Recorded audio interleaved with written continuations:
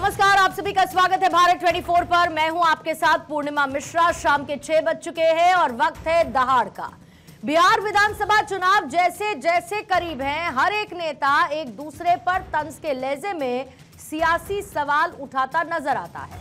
सत्ता में प्रतिनिधित्व का और उसका असली हकदार कौन, ये सवाल लगातार उठाए जा रहे हैं। असदुद्दीन ओवैसी ने चुनावी रैली में महागठबंधन और तेजस्वी यादव पर करारा हमला बोला। उन्होंने पूछा कि जब 3% मल्ला समाज का बेटा उप मुख्यमंत्री बन सकता है तो 17% मुसलमान का बेटा क्यों नहीं? क्या बिहार में सियासत अब पूरी तरीके से जातियों के अनुपात पर तय होगी या अब भी कुछ समाज सिर्फ वोट बैंक बनकर रह जाएंगे? तेजस्वी यादव ने खुद को मुख्यमंत्री का चेहरा घोषित किया, मुकेश सहनी को उप मुख्यमंत्री का उम्मीदवार बताया, लेकिन इसी फैसले ने नया बखेड़ा खड़ा कर दिया है। ओवैसी का कहना है यादवों की आबादी है सिर्फ 14%, फिर भी उन्हें 36% टिकट दिए गए। मुसलमानों की आबादी 17% है, फिर उन्हें हिस्सेदारी के नाम पर रेड लाइन क्यों दिखाई जा रही है? क्या महागठबंधन में मुसलमानों की भूमिका सिर्फ और सिर्फ वोट तक सीमित है या वास्तव में उनकी सियासी ताकत को नजरअंदाज किया जा रहा है? क्या ओवैसी की नाराजगी महागठबंधन के मुस्लिम वोटों में सेंध लगा पाएगी या ये बयान सिर्फ चुनावी स्टेज तक सीमित रह जाएगा?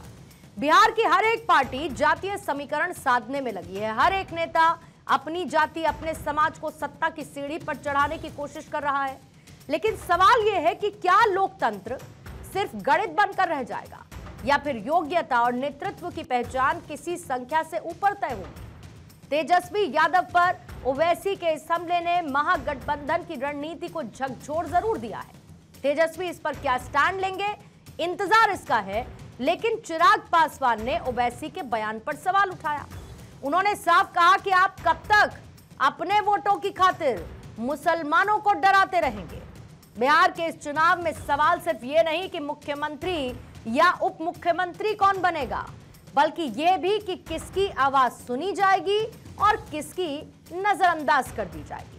क्या यह चुनाव जातियों, मजहबों की गिनती तय करेगा या सबको बराबरी का हिस्सा देने की एक नई कहानी लिखेगा? नेताओं के इसी बयान के इर्द गिर्द आज रहेगी दहाड़ की चर्चा, लेकिन उससे पहले वार पलटवार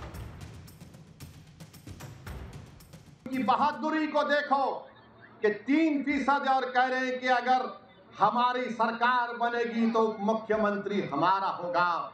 बताओ, आप 17% हैं। अगर मल्ला का बेटा उप मुख्यमंत्री बन सकता तो क्या आदम का बेटा मुख्यमंत्री नहीं बन सकता? हमको जवाब दो। अगर मल्ला का बेटा उप मुख्यमंत्री बन सकता तो क्या मोहम्मद का बेटा नहीं बन सकता मुख्यमंत्री? मेरे भाई, फैसला आपको करना है। 17% है, 3% है और 14% है। 14% है तेजस्वी और आप देते हैं टिकट उनको कितना? 14 है तो 36% टिकट दिया। जो 17% है उनको क्या दिया? उनको लॉलीपॉप दिया और बोला कि बेटा चूसते रहना। तुम 14% और 36% तुम, और हमको बोल रहे दरी बिछाओ, दरी बिछाओ, दरी बिछाओ।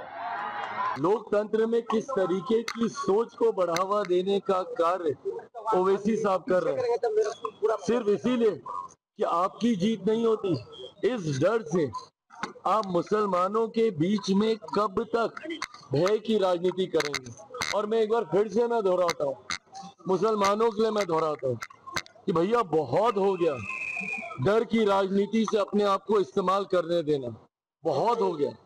निकली अब इन सारी चीजों से।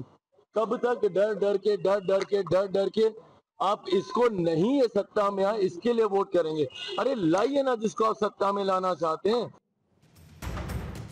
तो आइए दहाड़ की चर्चा शुरू करने से पहले उन सवालों का जिक्र जिसके इर्द गिर्द रहेगी आज की चर्चा। पहला सवाल यही, मल्ला का बेटा डेप्यूटी सीएम, मुसलमानों पर 50-50, 14% यादव को आधा बिहार, 17% मुसलमानों पर कब विचार? ओवैसी का मोहम्मद कार्ड, आरजेडी का वोट बैंक रहेगा बरकरार? महागठबंधन में कौन भारी, एम फैक्टर से नाइंसाफी? बिहार के 17% मुस्लिम वोट का रिमोट आखिर किसके पास?